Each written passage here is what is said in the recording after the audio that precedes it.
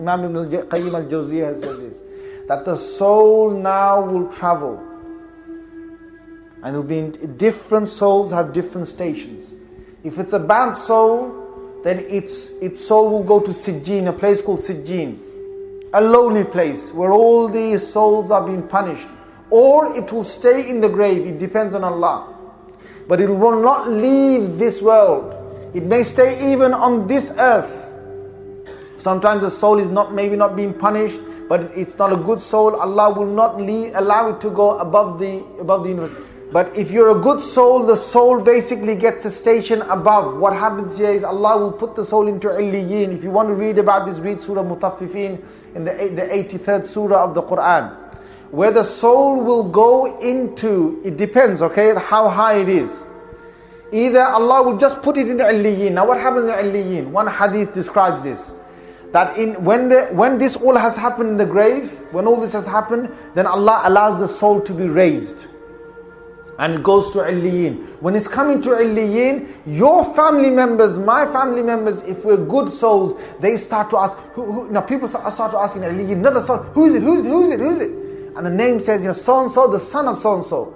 Your father, your grandfather, your great-grandfather, whoever they are, your great-grandmother, whoever they are, they will basically come to the front of the doors of Illiyin.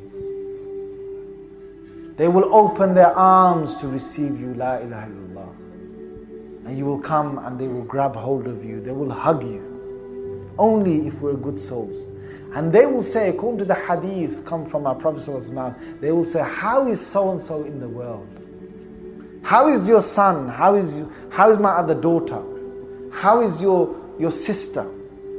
How is so-and-so? I left them. What is the latest news that's going on in the world? And they will embrace you, grace you, and bring you into Illiyin. Now that's a high station. But Imam Ibn al-Qayyim al-Jawziyah said, within Illiyin there are stages. You can be in a very high stage in Illiyin, or you can be in the middle, or you can be in a low stage, depending on your state. And if you go to a very high stage in Illiyin, you've got a lot more room to move around. Allah may give you permission to go around the other heavens. Allah may give you permission to visit this world and go back. Especially the shaheed. In a Sahih Hadith of Muslim, the one who is a shaheed, Allah will put their soul into a green bird. And it's clear, Rasulullah said, that green bird will roam around the heavens, will go over Jannah, look at Jannah, fly over Jannah, will go and sit at one of the lanterns next to the arsh and the throne of Allah. That's the width Allah has given to the shaheed. So this bird is basically roaming around over Jannah, in the heavens and so on. There's a station above this. Imam Ibn al-Qayyim al-Jawziyah says, and this is all from ahadith. He says that's the station of the Anbiya, station of the prophets. And he gives the dalil. The dalil is very clear. When Rasulullah sallallahu alaihi wasallam went to Mi'raj, and he went to Masjid al-Aqsa, who did he see there? The prophets. These were not the prophets in the bodily form, they were prophets in the form of their souls.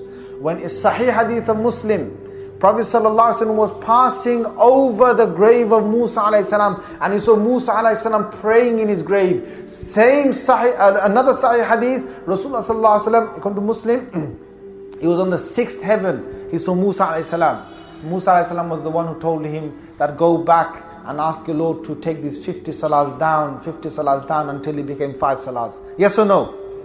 How did he see Musa ﷺ in his grave? He saw Musa ﷺ in Masjid al-Aqsa, and he saw Musa ﷺ up in the 6th heaven in the same night. These are all Sahih narrations. How? This is the extent of the Anbiya.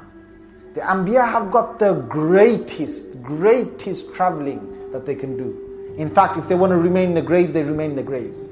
If they want to go to some heaven, they can go to some heaven. If they want to go to the highest of abode, they can go to the highest of abode. This is the soul of the Anbiya.